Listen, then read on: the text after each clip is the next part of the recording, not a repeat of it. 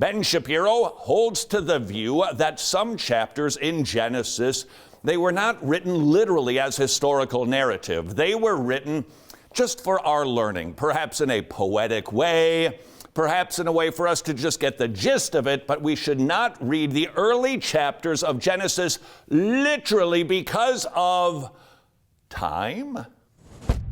The way that I draw an allegorical approach to particularly the first couple of chapters of Genesis is because the first couple chapters of Genesis, in my opinion, are obviously written with an eye toward allegory. So for example, it says at the beginning of the book of Genesis, Vayhi Or, Yom Echad, right? This is the day one, right? And then it'll say that there was day two. Well, so first of all, God creates light before he creates the sun.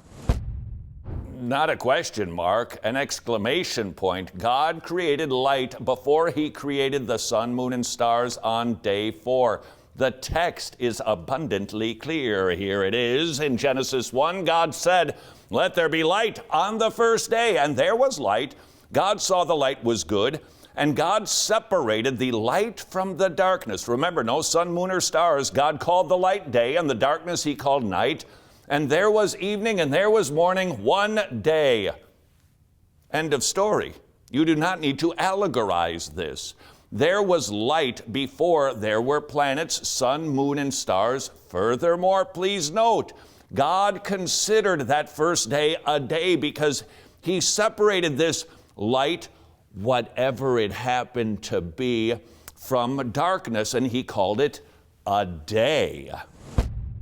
Second of all, how do you measure the length of a day when there is no sun and no earth? So the way that we measure an earth day is by the rotation of the earth versus the sun, right? How do you measure a 24-hour period in a time when hours don't exist yet and there is no basis for the length of the day?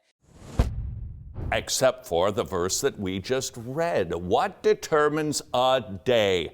Is it the sun that tells us a day is 24 hours, or is it something else? According to the verse we just read in Genesis 1, God established time. God is the standard for what makes a day a day. God is the one who assigned this period of time, morning, evening, light, darkness. That is a 24-hour period because God said so.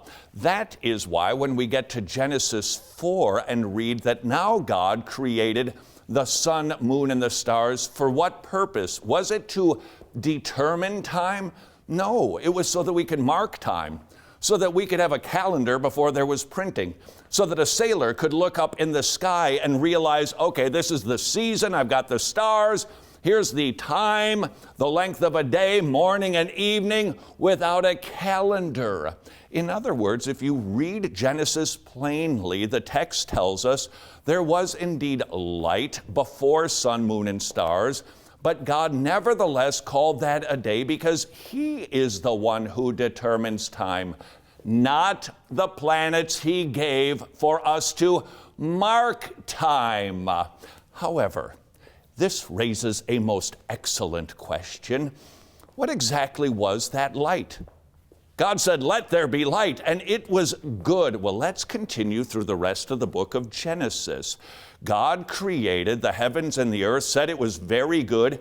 He put 2 human beings in a garden with a river, with a couple of trees, and they enjoyed fellowship with God, and it was all swell until the fall. Then throughout the rest of the Bible, we see God's redemptive plan to redeem sinners because we have lost paradise. Jesus Christ died so that we could regain paradise. And then we see a description at the very end of the Bible in the book of Revelation.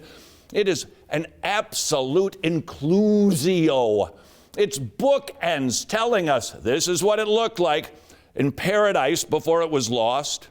This is what it's going to look like when paradise is regained. To Revelation 21 we go. I saw no temple in this paradise, for the Lord God, the Almighty, and the Lamb are its temple, and the city has no need of the sun or of the moon to shine on it, for the glory of God has illuminated it, and its lamp is the Lamb.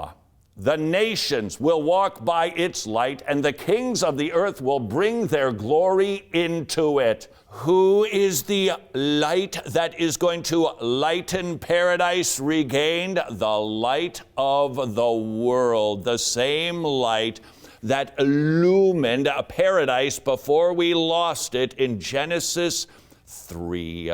A simple, plain reading of the text explains everything, and we do not need to import supposed scientific ideas to compromise what is a clear historical, non-allegorical approach to reading the Bible.